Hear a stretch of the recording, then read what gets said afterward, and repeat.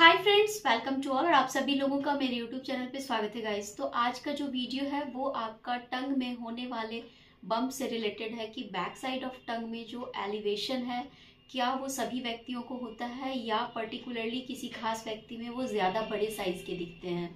तो जैसा कि ये जो प्रॉब्लम है ये आपका मोस्टली जो पेशेंट परसीव करते हैं वो मोस्टली जो है हैबिचुअल पर्सन होते हैं। जैसा कि स्मोकिंग करने वालों में ये पैपिला होता है, फॉलिएट पैपिला आपका बैक साइड ऑफ टंग में, जो कि एलिवेटेड हो जाता है, रेड हो जाता है और साइज में इंक्रीज कर जाता है स्मोकिंग करने से, गुटखा च्यूइंग करने से, या फिर किसी भी तरह का आपको हैबिट हो जैसे अल्कोहल कंज्यूम करना या फिर टोबैको च्यूइंग। तो ऐसे पेशेंट्स में ये ज़्यादा एलिवेटेड रेडनेस के साथ अपीयर होता है। तो इससे रिलेटेड सिम्टम्स क्या हो सकते हैं पेशेंट के? तो जो सिम्टम मोस्टली जो फर्स्टली अपीयर होगा आपके माउथ के अंदर वो आपका है बर्निंग सेंसेशन, यानी कि जलन की समस्या। आपको वहाँ पे सेंसेशन ज़्यादा परसीव होगा। जब भी कुछ आप खाएंगे गर्म या थोड़ा भी स्पाइसी खाएंगे तो वहाँ पे ज़्यादा आपको लगेगा। तो इस तरह से अगर आपके माउथ में चेंजेस दिख रहे हैं तो आप लोग जो है बहुत ज़्यादा इसके लिए डर जाते हैं कि ये नॉर्मल है या फिर कुछ बड़ी बीमारी है। तो सबसे पहली चीज़ कि ये एक नॉर्मल स्ट्रक्चर है जिसे कि कहते हैं फॉलिएट पैपिला, और इसके इन्फ्लामेशन को फॉलिएट पैपिलाइटिस कहते हैं। तो यहाँ पे आपको सिम्टोमेटिक रिलीफ के लिए जो है सबसे पहले जो है अपने हैबिट को क्विट करना है। साथ में जितने भी शार्प टीथ है तो उसे आपको स्मूथ करवा लेना है।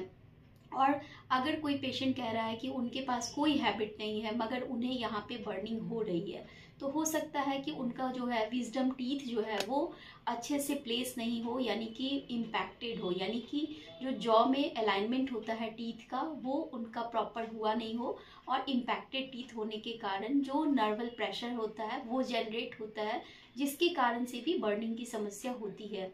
तो सबसे पहले आप अपने नज़दीक के स्पेशलिस्ट से मदद लें और वहाँ पे जाके आप इसको कंसल्ट कर सकते हैं। आप चाहें तो ऑनलाइन भी दिखा सकते हैं।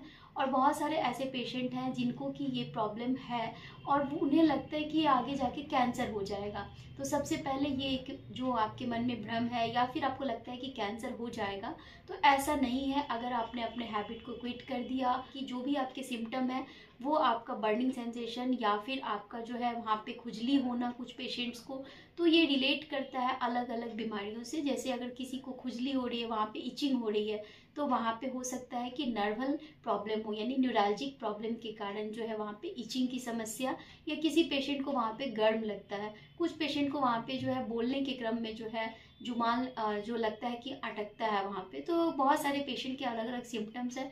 अकॉर्डिंग टू योर प्रॉब्लम आपका जो है ट्रीटमेंट ऑफ चॉइस होता है, जिसमें न्यूरालजिया के लिए जो है नर्व रिलेटेड प्रॉब्लम अगर है आपका तो नर्व की दवा चलती है। इसके अलावा अगर कोई हैबिट एसोसिएटेड पर्सन है तो हैबिट क्विट करने के बाद ही उन्हें रिलीफ मिलेगा। और कुछ न्यूट्रिएंट्स जो है उन्हें चाहिए, जैसे कि लाइकोपिन रिच डाइट, यानी कि जो आपका डाइटरी सप्लीमेंट है वो आपको अच्छा रखना है। तो यहाँ पे ओवरऑल मैंने एक आपको जो है यहाँ पे एक ब्रीफ किया है कि क्या हो सकता है। तो उम्मीद करती हूँ कि दी गई जानकारी आपके लिए हेल्पफुल होगी। Thank you so much for watching, and if you like please share and subscribe my channel. Thank you.